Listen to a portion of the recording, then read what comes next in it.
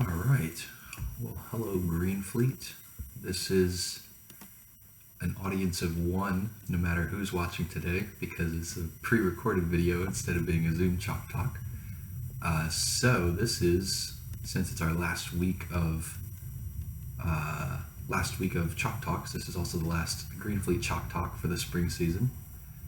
But today we're talking about the 3 keys to sail your boat fast, the 3 keys to good boat speed.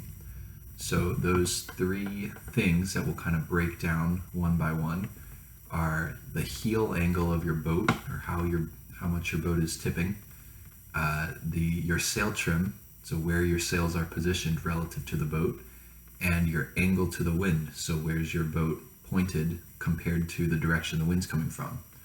So let's break those 3 things down, and they're kind of separate topics, but they all mix in together. As we said, they all go into making your boat move as fast as possible. So let's start right off with the first one, heel angle. So we have a little phrase we like to use at SCC. We say ease, hike, trim, and we've actually talked this spring about we want to expand that, and instead of just saying those 3 words, we've got ease, hike, go straight, trim.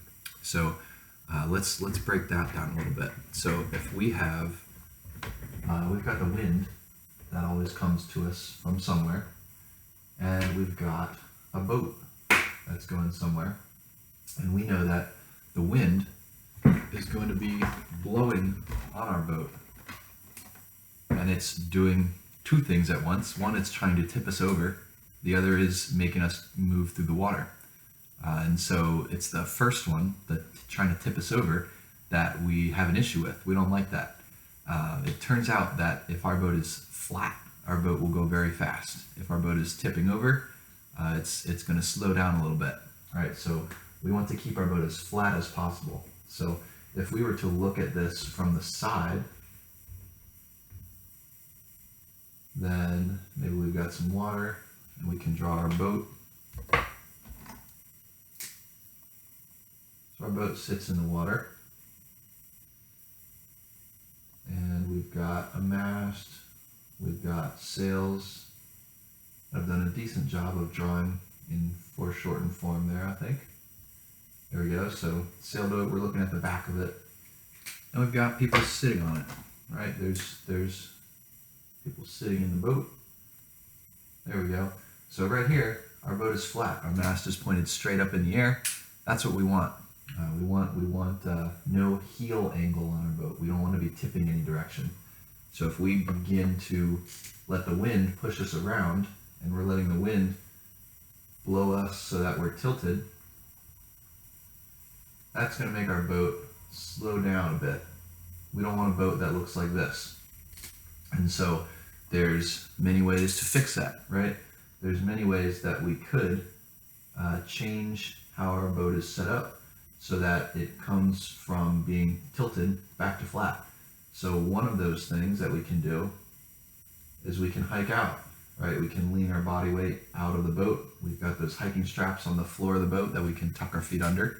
So we can hike out, we can put weight toward the wind, and that'll help the boat leverage itself back up to upright.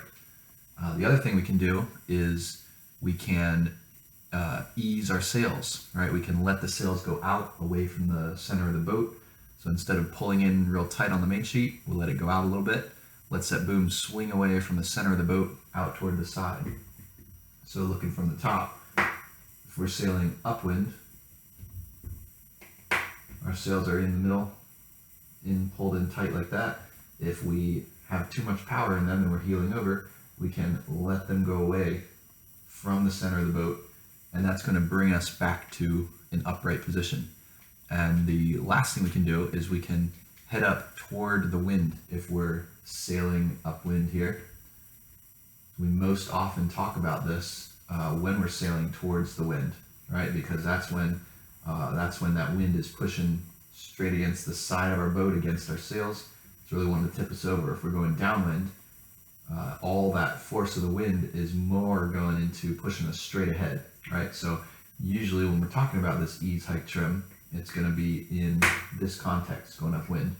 So our third way that we can bring the boat back to flat is we can point up higher toward the wind, kind of going above close hauled, right?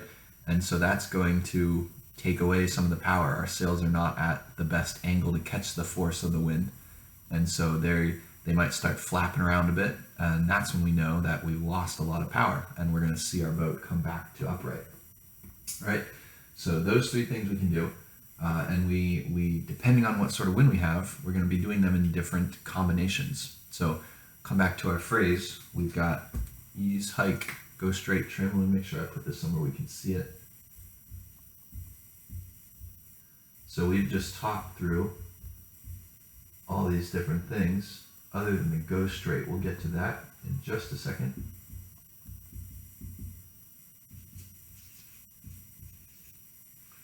So what do we mean by this phrase? So we're saying that when we get this extra breeze or whatever is going on that's making our boat heel over, we want to bring it back to flat. These are the steps we follow, right? So we're going to start by easing our sail out. All right, so the first thing we can do out of all those different choices, easing the sail is the easiest thing to do. If we were going to turn the boat, it would take us a little while, right? We have to turn that tiller, and then the boat has to respond to it. So it takes a little while to turn. If we were going to hike, it takes a bit of a minute to lean out, or often we're sitting on the rail and we got to scoot ourselves farther out, or maybe we're sitting in the boat and we got to jump up to the rail and then we can start hiking. So that also takes a little time to react. But easing the sail is just one little arm motion, and so we can do that pretty quick. And so we'll do that right away. We'll ease that sail right away, and that way we can already get a reaction starting to happen. Even if that doesn't bring us completely back to flat, at least we've started, we're on the way. The next one we'll do is we're going to move up and we're going to hike out, right? So we're going to, with that little bit of time that we bought ourselves by easing, we're going to get our body weight up on the rail and we'll hike out. And that way, now we're actually getting more force, more weight moved towards the wind, and that'll be a bigger lever arm. We can bring that boat right back to flat. Usually, we don't want to head up toward the wind because, like we said, that's spilling a lot of power. Then we got to come back down before we can get more power, and so we start doing this little S curve sort of thing that's going to slow us down in the end. So that is one option if we really need it, but most of the time we don't really need it, right? So we want to keep going as straight and as fast as possible. So we're not going to choose that third option to bring ourselves upright. And then right at the end, right here, we're going to say trim. So we have now flattened the boat using our little bit of ease on the sail and some body weight. So now we have to bring that back in, and we're going to trim that sail back in so we can get the power that we need now that we're using our body weight is balancing the boat to keep it upright. So we started out by easing the sail, but then we finished by hiking. So now we can trim that sail back in because we don't need it anymore, or we don't need the ease anymore. So that's keeping the boat flat, right? We want to be as flat as possible. We don't want to have this big heel. We want to catch the boat before it gets to this much. When we're just tilting a little bit, that's when we want to do a little bit of ease, a little bit of hike if we need to, keep going straight and then trim back in. But we don't want to wait until we're heeled this far over before we start acting. All right, so there's key number one, our first key to sailing the boat fast. We now know how to keep the boat flat. The next one that we'll look at is sail trim. And again, like we said, they all kind of mesh in together. So we were just talking about sail trim here, easing in and trimming in and easing out. So in a more general sense, we need to make sure that our sails are trimmed correctly on all angles of sail. All right, so if I were to get my eraser up here, let's get rid of this picture. It looks very nice, but we're done with it now.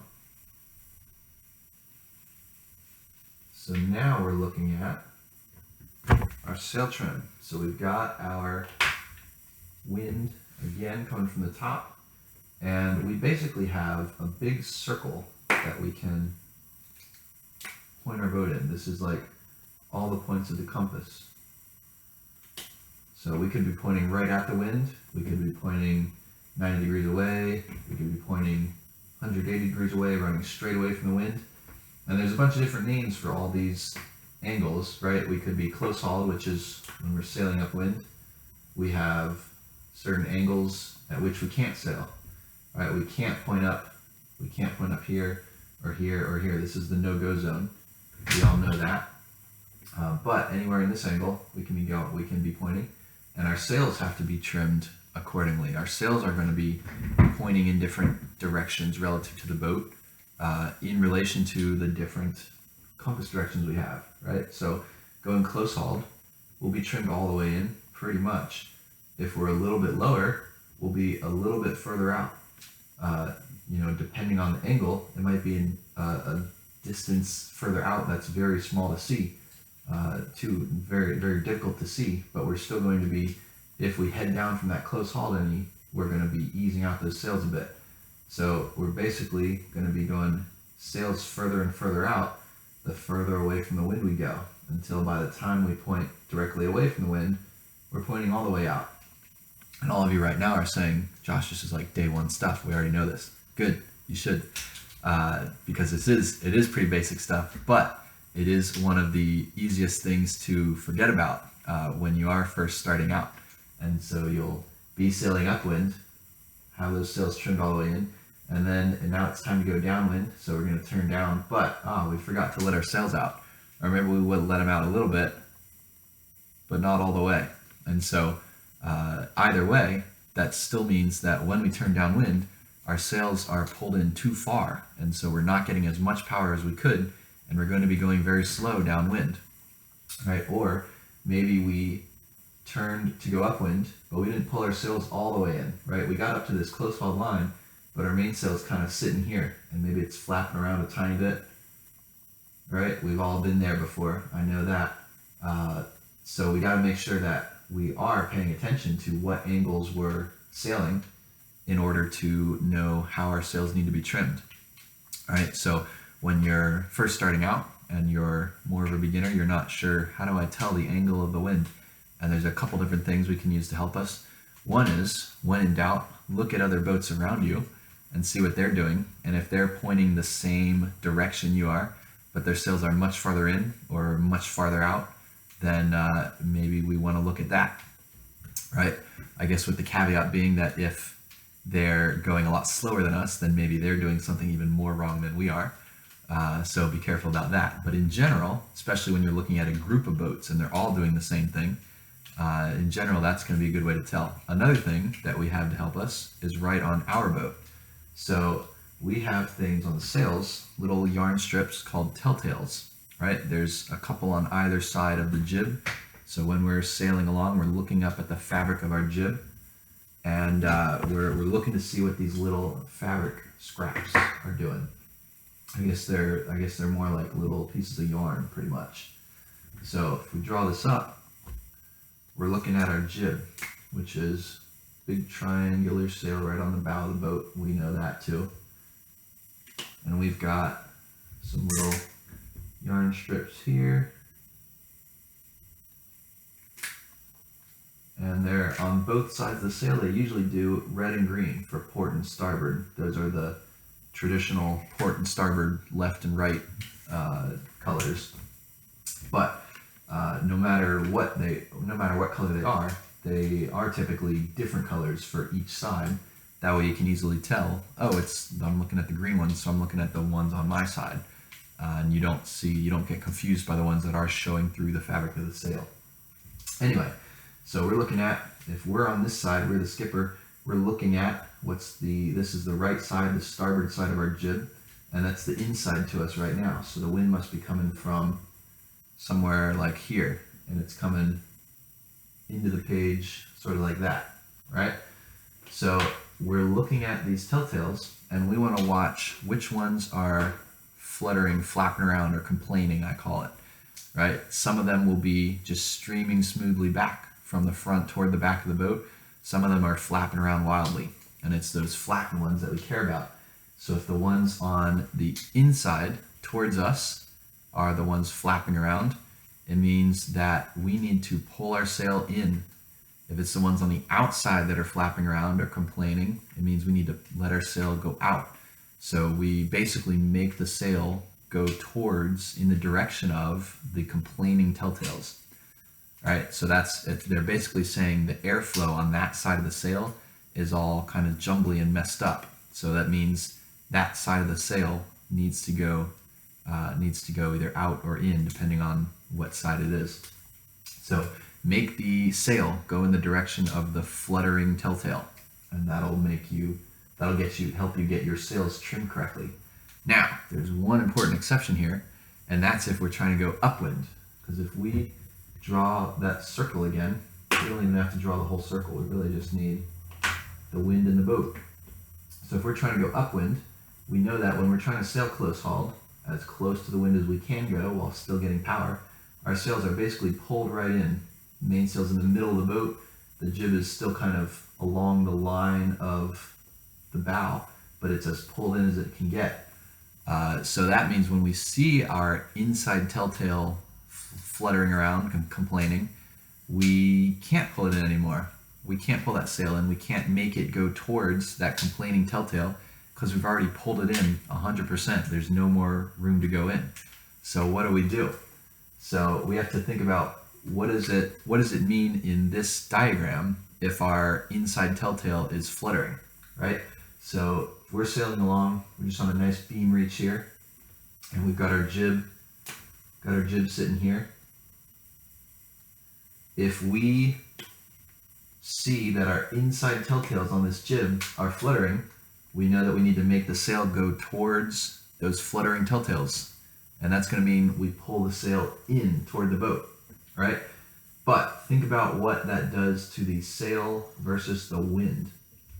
So the boat is just a dumb piece of equipment. It doesn't know anything about the outside world. It just knows what it feels. And it feels that this angle is wrong. So we have to change this angle, right? So we can think of it in our frame of reference. When we pull the sail in, the sail goes from being like this to like that, right? But in the sail's frame of reference, the wind has gone from being like this to like that, right? So we have changed where the sail thinks the wind's coming from. Or sorry, that was the wrong direction. It's gone from there to here. The sail thinks it's staying put, and it's the wind that's changing on it. So it thinks that the wind has gone like this. So we have to find out how to make our sail, when we're going close hauled, how do we make our sail think the wind has gone like this? And the answer is that we have to turn away from the wind a little bit. So we've already got our sail pulled all the way in. We can't pull it in anymore. So it means we've pointed up toward the wind a little too high. We're a little bit above close hauled. So we're going to turn away from the wind a little bit. Boop, like that. And then we see that telltale get nice and smooth again. And now we're good to go. So that's the trick with telltales. The general principle is that anytime we see a telltale fluttering, we make the sail go in that direction, whether it's easing it out or letting it in. But the one exception is when we're going upwind, we're going close hauled, we've already got the sails pulled in all the way. It means we actually have to turn away from the wind a little bit. All right, so look at that, 2 keys down. Sail flat and keep our sail trim correct. So the third and final key to making your boat sail very fast is going to be the angle that we're pointing to the wind. And again, look at that, we kind of just covered part of it. So when we are going anywhere, we want to make sure that our boat is angled correctly to the wind. So when we're talking about high school racing, we're typically going around a race course, right? We have our starting line, and we cross this starting line and we sail upwind. Let me make this a little more visible. There we go. So we're sailing upwind. We're sailing from the start line up to that windward mark, and we are going toward the wind. We can't go straight at it. We're going to be zigzagging back and forth at whatever angle we're able to. And we're going to go around, we're going to go down. Usually we have to go around a gate mark, one or the other of these two. And we got to go back upwind, go around again, and we got to come down to the finish line.